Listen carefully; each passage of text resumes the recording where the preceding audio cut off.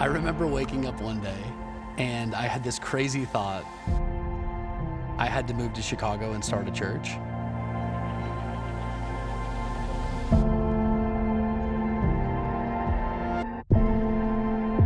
My first thought was, I think I might be going crazy, but my second thought was maybe this is God speaking to me.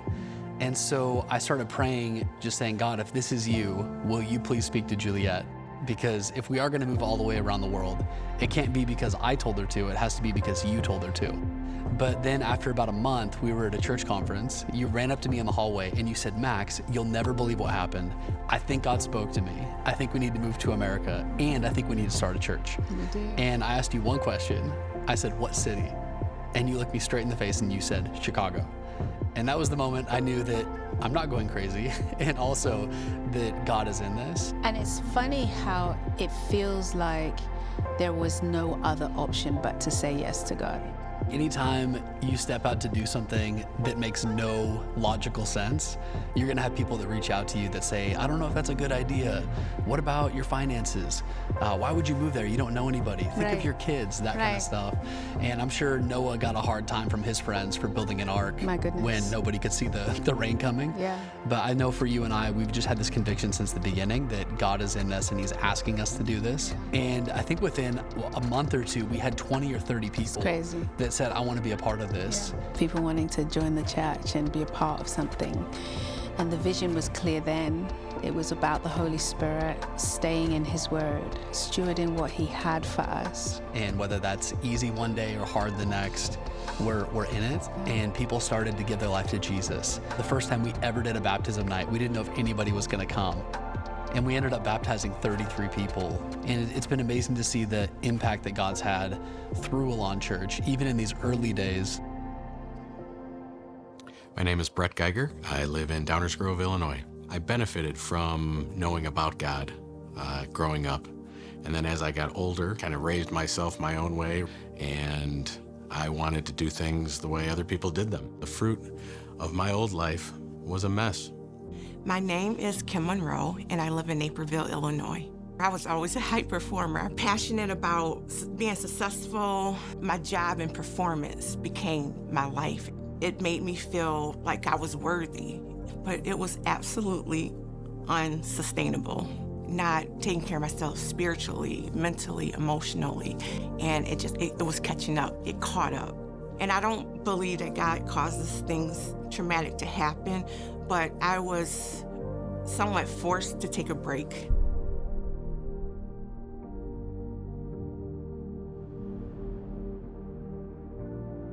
How do I go from being this fit, high-performing, career-driven woman to on the couch, cannot walk?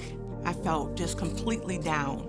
My name's Christina Robertson Smeltzer, and I live right here in Aurora. My whole life, I had always said I would never get a divorce, and it had been 15 years of a relationship. I feel like that was the most broken that I've ever been when I was going through that divorce. I wasn't going to a church at that point, and that led me to feel so distant from God as well. Instead of running to Jesus, I kind of was hiding from him. Because I felt the shame of divorce even before it was final. That's when I found Alain Church, and it was life-changing.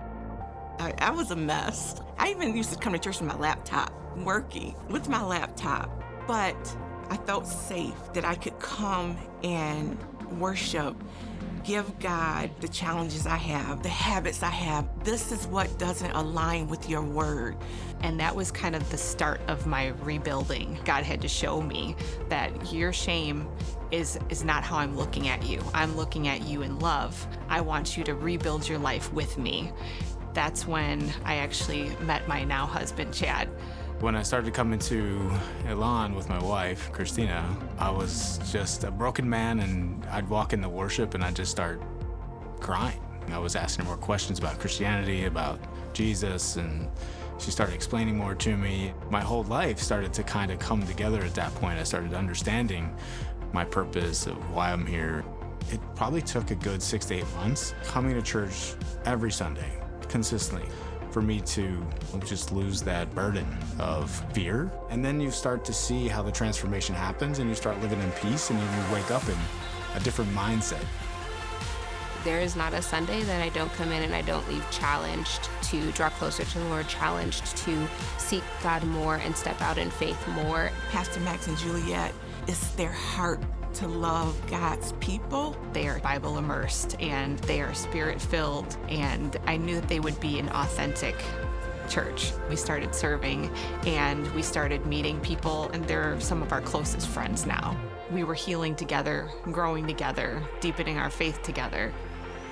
My purpose for decades was myself, and that didn't get me very far. When God puts things in our lives, like Alain Church did for me and my family, it just takes a willingness that if we allow him to work through us, that we actually get to be part of that blessing.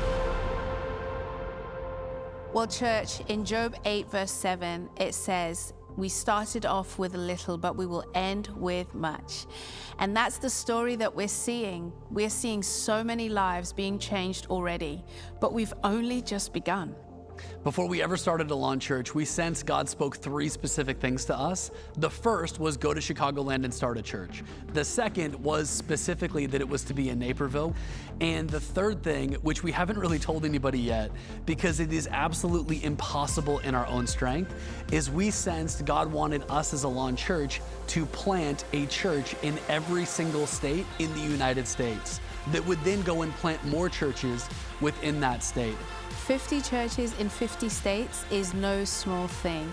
It's a vision that is bigger than any one person. Our nation needs Jesus, and we need a life-giving church in every single community in the United States. And that's why our vision as a church is to raise up passionate disciples of Jesus who lead a global move of God that shape generations to come, seeing people get saved and people being reconciled to Christ. We are amped to see what God has in store for us as we follow the vision. God is doing a new thing, and we would love to be able to partner with you to fulfill that call on the earth.